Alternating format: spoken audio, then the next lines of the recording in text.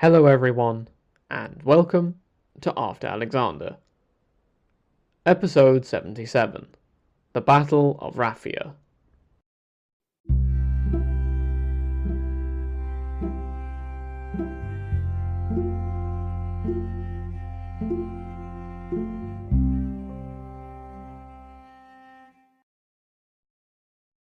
We've rapidly found ourselves getting engulfed in the Fourth Syrian War. As you'll remember, the past few Syrian wars have been a seesaw in terms of Seleucid fortunes. Let's see if Antiochus III can come out of this better than Seleucus II or Antiochus I did. As we said previously, Antiochus III had agreed to a 4-month truce with Ptolemy IV. Polybius says that he told the Egyptian negotiators that he would negotiate generous peace terms with Egypt. However, this was a ruse because he was getting worried by the Achaeus situation to his north. We said last time that Antiochus had let his troops go home for the winter. This is because he was confident that he wouldn't need to fight, given how strong a position he was in. The Seleucid ambassadors also thought themselves in a good position, given how amicable Polybius always was when they showed up. However, later negotiations saw Polybius prepared and Antiochus trying to show himself in a great position or flex his muscles in a sense. He downplayed how bad the loss of Seleucia was for Egypt and countered that he was only taking back what was rightfully his. The precedent cited here goes all the way back to the Diadochoi. The region had been transferred to Seleucus I, Antiochus's great-great-grandfather, when the Antigonids fell after Ipsus. Antiochus reminded the Ptolemaic envoys that Ptolemy I had fought for Seleucus's right to rule over the area and reminded them of the agreement made between Cassander, Lysimachus and Seleucus I. Aren't you just getting a wave of nostalgia at this point? Me too. By contrast, the Ptolemaic envoys made complaints and cited that Ptolemy I had been in possession of Hollow Syria, and had only fought for Seleucus I on the condition that Phoenicia and Hollow Syria were his, while Seleucus could have the rest of Asia. Given that nobody at the time would have known how successfully Seleucus I would take over the east, it seems to me looking back that arguing Ptolemy I granted Seleucus Asia seems a little presumptive on the part of the Egyptian negotiators. I'm sorry, but no matter how much Antiochus III downplays how big of a deal it is to have taken over Seleucia, I'm with Antiochus on this one. As we said, this situation and the mess with Achaeus meant negotiations broke down.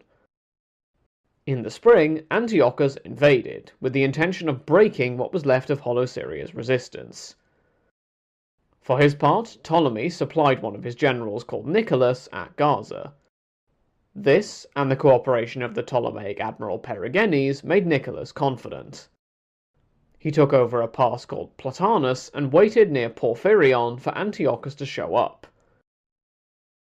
Antiochus III, for his part, was busy accepting alliances from Arados and sorting out their factional strife. He then advanced while sending generals ahead to secure the Lycus River. Once these men rejoined with him further into the campaign, he began probing Nicholas's defences in the pass, before moving on towards the pass a day later.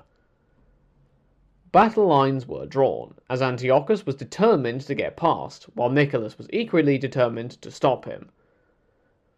Antiochus once again divided his men into 3. That seems to be sort of his thing of late. Theodotus was given command of one section and told to push back the Ptolemies against the foot of the Lebanon mountains. A second force was tasked with trying to get through the central pass, while the third was told to attack along the sea. Antiochus and his guards took up a central position, commanding a view of everything and ready to spring into action if need be. At the same time, the fleet showed up, intending to make the Ptolemaic problems worse. Battle was then joined. Initially, things on the water were uncertain, as the Egyptian and Seleucid fleets were even in strength. On land, meanwhile, Nicholas initially succeeded in pushing the assault back. However, when Theodotus managed to occupy the high ground and attack the Ptolemies from behind, it turned into a rout.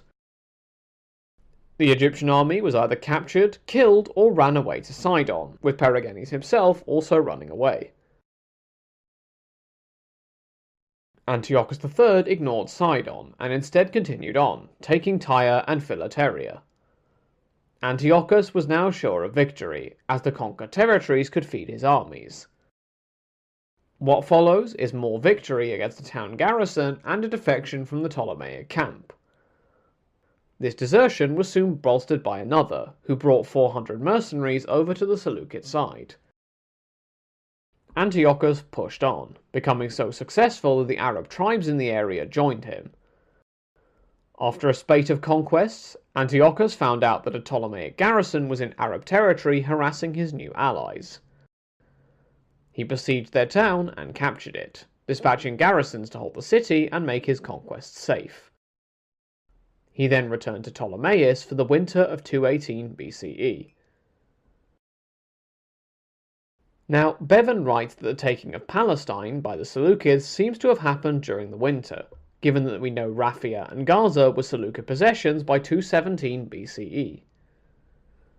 This whole situation might not look too good for Egypt, but by spring 217, Egypt's preparations were done. Ptolemy IV and his sister wife Arsinoe went on campaign. And yes, you did hear that right. The Arsinoe we mentioned in previous episodes is now Queen Arsinoe III. Don't worry though, there isn't an heir or anything yet. That particular situation will arrive in 210 BCE though. Instead of the ceremonial marriage of Ptolemy II and Arsinoe II, we now have a sibling union that will definitely produce offspring.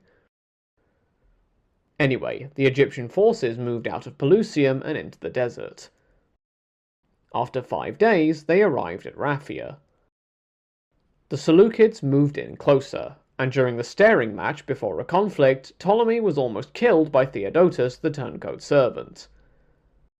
He had snuck into the Egyptian camp at sunrise and into the royal tent. However, Ptolemy was in fact sleeping outside, so this assassination attempt didn't go anywhere beyond 2 dead Ptolemaic aides.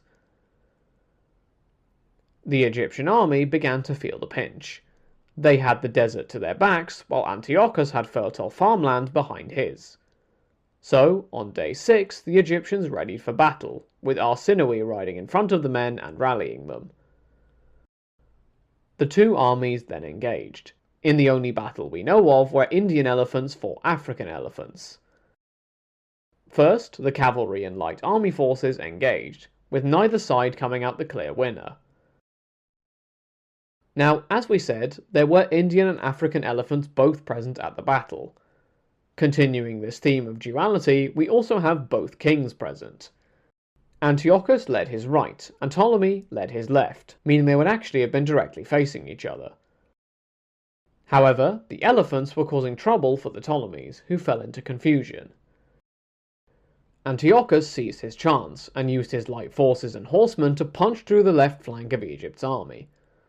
Flushed with success, Antiochus in fact pushed too far away, while the Seleucid left wing was losing badly to the Egyptian forces.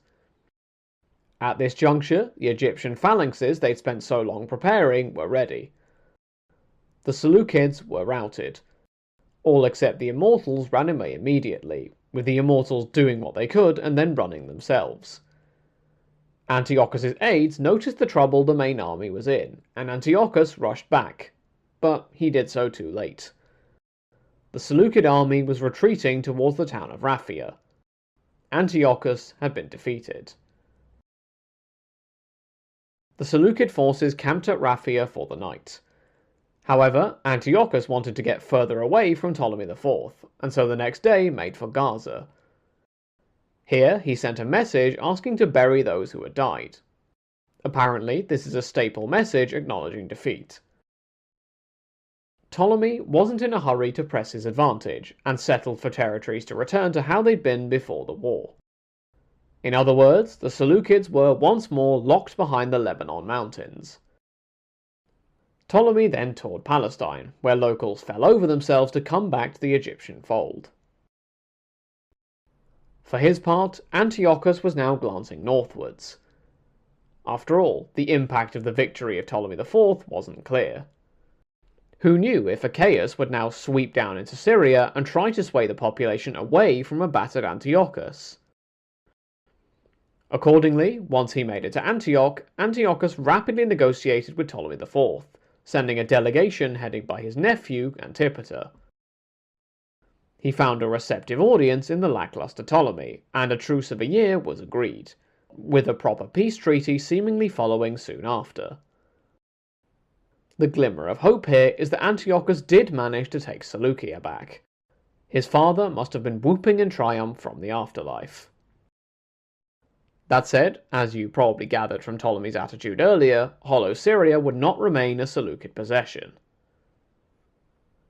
With the war over, Antiochus now firmly turned his eye towards Achaeus. Throughout the winter of 217 into 216, he prepared himself for conflict. The idea was that, come the spring, there would be a large-scale assault on his cousin across the Taurus Mountains. That brings us to the end of the Fourth Syrian War, the end of the first of 2 volumes that Bevan wrote on the House of Seleucus, and to the end of this episode. As always, thank you for listening.